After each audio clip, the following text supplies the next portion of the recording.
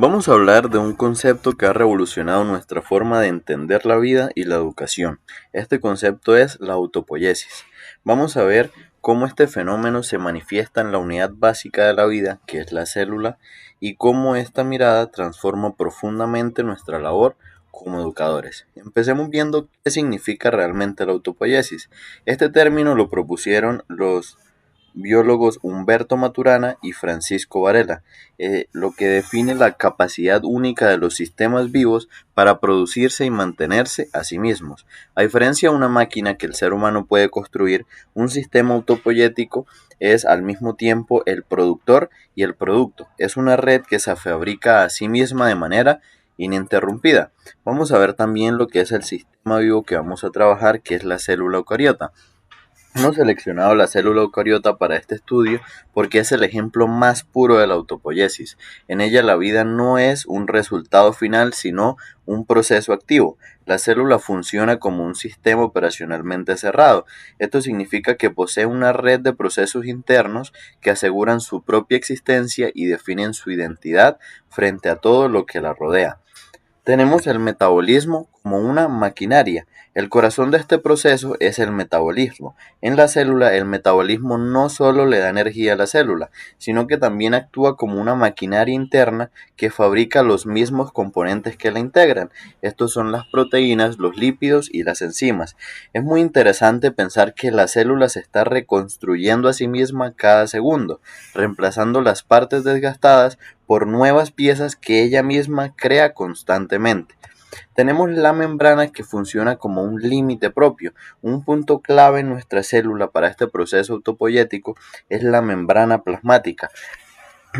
En la autopoiesis, el límite del sistema no es algo que se impone desde afuera, sino un producto del mismo sistema. La actividad interna de la célula fabrica la membrana y a su vez esa membrana permite que las reacciones internas no se dispersen. Si esta circularidad no existiera, la vida simplemente no sería posible.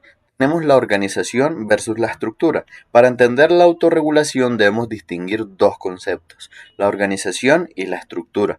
La organización es la identidad de la célula, lo que la hace ser un sistema vivo, y eso debe permanecer constante todo el tiempo. Y la estructura, en cambio, son los componentes físicos que pueden cambiar o renovarse. Esto explica por qué un ser vivo sigue siendo el mismo a pesar de que sus moléculas cambien constantemente a lo largo del tiempo. Tenemos el aprendizaje, que debe ser un proceso interno. Si aplicamos este proceso autopoyético a la educación, debemos entender que los estudiantes son sistemas vivos y autónomos. El aprendizaje deja de ser únicamente recibir información de afuera. Realmente el aprendizaje es un proceso de autorregulación interna. Cada estudiante organiza y adapta sus ideas según su propia realidad, lo que él vive, según sus saberes previos, y de ese modo construye su propio reconocimiento desde adentro. Por lo tanto, como docentes tenemos un nuevo rol.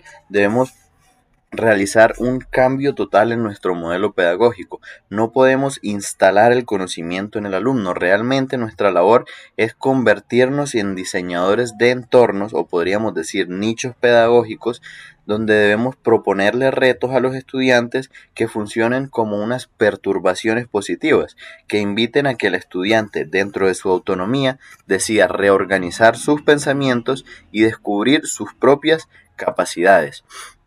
Si conectamos esto con la educación ambiental, tenemos un enfoque sistemático que nos permite ver la educación ambiental no como el estudio de algo lejano, sino como la comprensión de una gran red de vida. Al estudiar cómo una célula se autorregula, aprendemos cómo nosotros, como seres humanos, afectamos el equilibrio del planeta. La escuela debe ser un espacio para valorar la autonomía de cada ser vivo y entender los hilos invisibles que nos unen a todos. A modo de conclusión, podemos decir que la autopoiesis nos enseña que la vida es un proceso constante de autonomía y conexión. Como decía Maturana, todo lo dicho es dicho por un observador. Al reconocer nuestra propia naturaleza autopoyética, entendemos que cuidar el ambiente es, en última instancia, cuidar las condiciones que permiten que la vida siga produciéndose a sí misma. Muchas gracias.